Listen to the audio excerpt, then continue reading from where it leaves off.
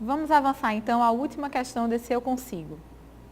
A questão 12, uma questão do CESP. Vamos ler a questão 12 na tela cheia para trabalhar os seus enunciados. A letra A da questão 12 diz o seguinte: na execução fiscal processada perante a Justiça Estadual, cumpre a Fazenda Pública antecipar o numerário destinado ao custeio das despesas com o transporte dos oficiais de justiça. Só fazer uma correção, essa questão é a questão da ESAF na prova de procurador da Fazenda Nacional em 2007. Veja que o item A dessa questão 12, ela trabalha com a questão da antecipação pela Fazenda Pública de quantias a serem pagas ao longo do processo da execução fiscal.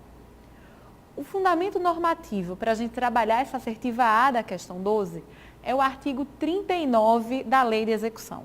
Vamos ler o artigo 39 da Lei de Execução para trabalhar doutrinariamente o que se entende nesse artigo e como é que a jurisprudência do STJ o tem analisado. Vamos ler o artigo 39. Diz o artigo 39 da Lei de Execução: a Fazenda Pública não está sujeita ao pagamento de custas e emolumentos. A prática dos atos judiciais de seu interesse independerá de preparo ou de prévio depósito. Se vencida, a Fazenda Pública ressarcirá o valor das despesas feitas pela parte contrária. Perceba, portanto, que nos termos do artigo 39 da Lei de Execução Fiscal, a Fazenda Pública exequente, ela recebe da Lei 6.830 uma isenção no que concerne ao pagamento de custas e emolumentos. Para que a gente entenda o que quer dizer o artigo 39, portanto, é primordial que se faça uma distinção entre os conceitos de custas, emolumentos e despesas em sentido estrito.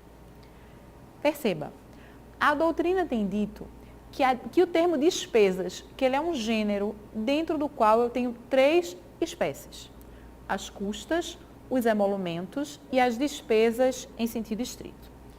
Então, eu tenho despesas como gênero e aí como espécies: custas, emolumentos, despesas em sentido estrito.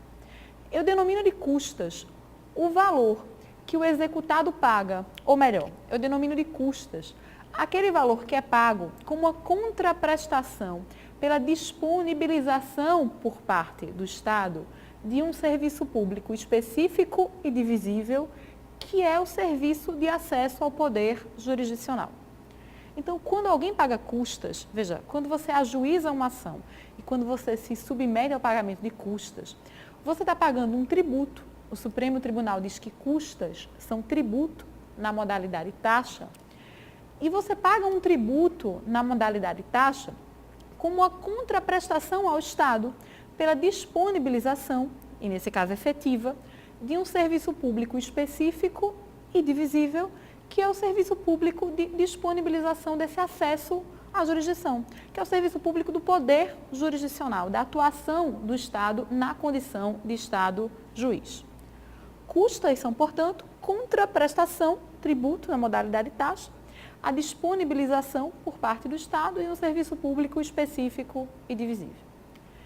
Enquanto que as custas são essa contraprestação que tem por objetivo, funcionar como um pagamento ao Estado pela prestação, pela disponibilização desse serviço público específico e divisível, eu denomino de emolumentos aquelas quantias que são pagas quando o desempenho de atividades por parte dos cartórios não oficializados e das serventias não oficializadas.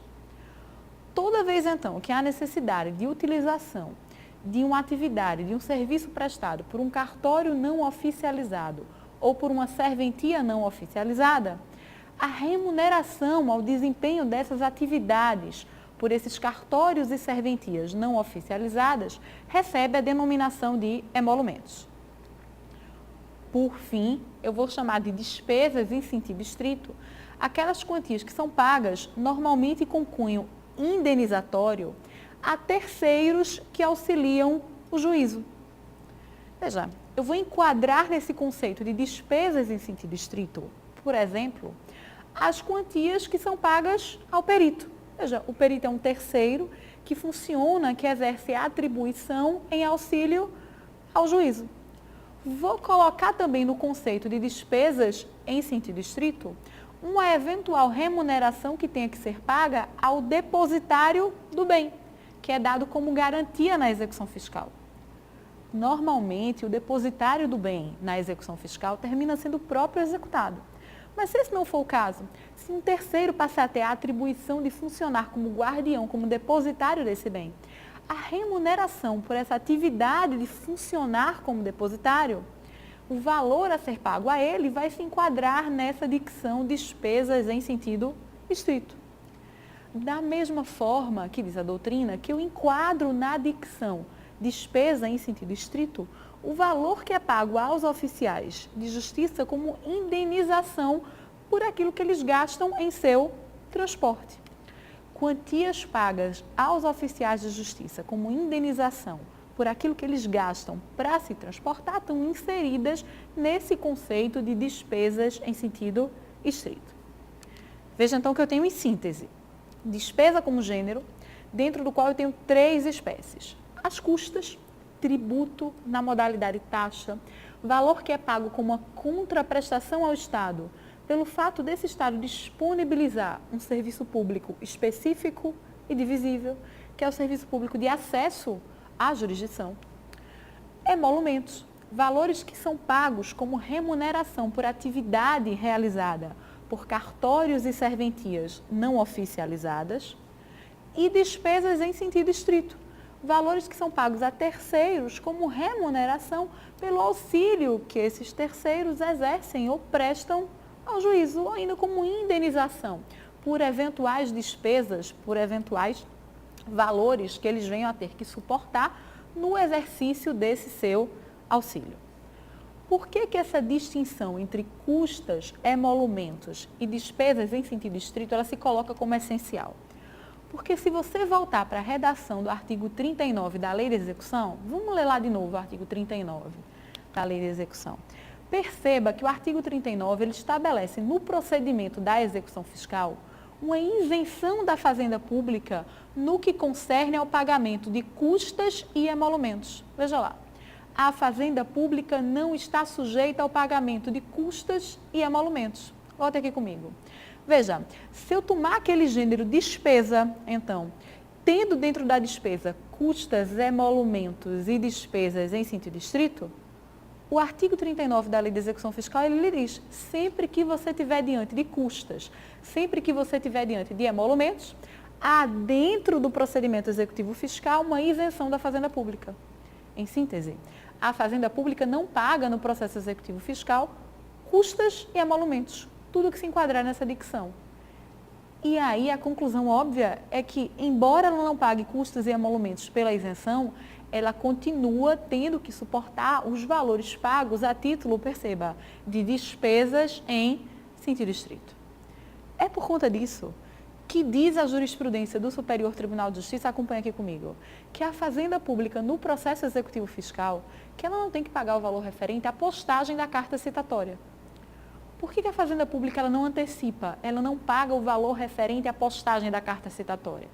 Porque aí vem o STJ e diz, olha, o valor referente à postagem da carta de citação, relembre que na execução fiscal a citação normalmente se dá por correio, por AR, diz o STJ, postar a carta para efetivar a citação por correio é algo que está inserido na prestação do serviço jurisdicional.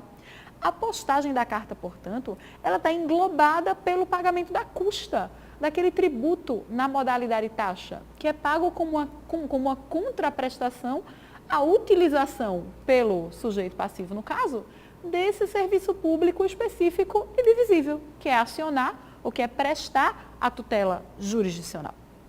Diz então o STJ, a Fazenda Pública não antecipa o valor das custas, ou melhor, não antecipa o valor da carta citatória na execução fiscal, porque a despesa com a postagem da carta citatória está incluída no conceito de custa, naquele valor que aquele executado, que aquele sujeito passivo paga, para ter acesso à disponibilização desse serviço público específico e divisível.